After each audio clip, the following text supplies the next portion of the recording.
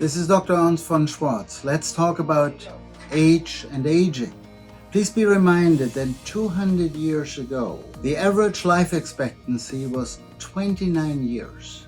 Even 100 years ago, it was in the 30s, 36 years. Even in 1950, the average life expectancy was 58 years. Nowadays, it's 79 years. So there has to be immense change over the last several hundreds of years with regard to life expectancy. So we do become older, meaning we do live longer, but that comes at a price.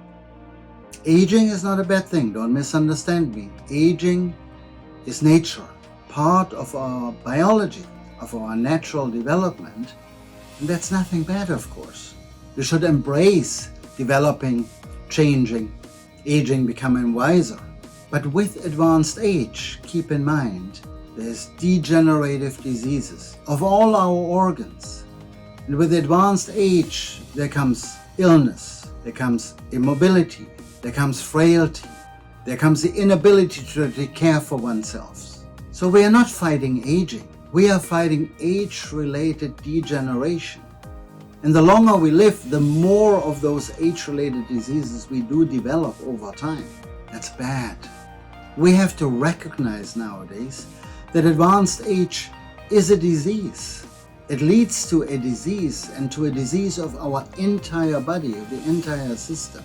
Once we recognize that, and once we understand that number one risk factor for death is age, then we might think a little different about aging. And there's a lot of hype in the media about age management and medications which delay aging or reverse aging. It's a billion-dollar business. But we are doing something different now. We work on what we call medical anti-aging, and that hasn't been done before.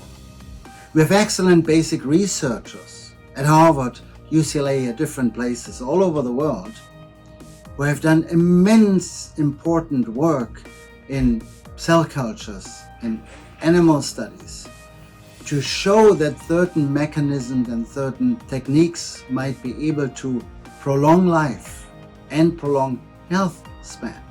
As an example, calorie reduction in rodents increase their lifespan up to 40%.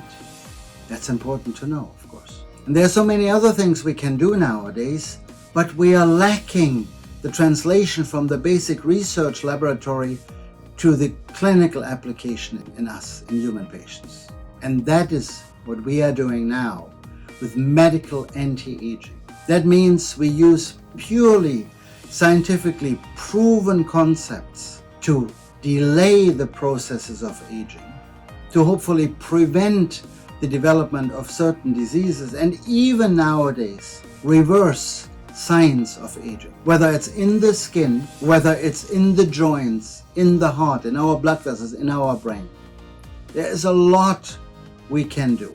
Please join us in that immense important discovery of medical anti-aging. More to come.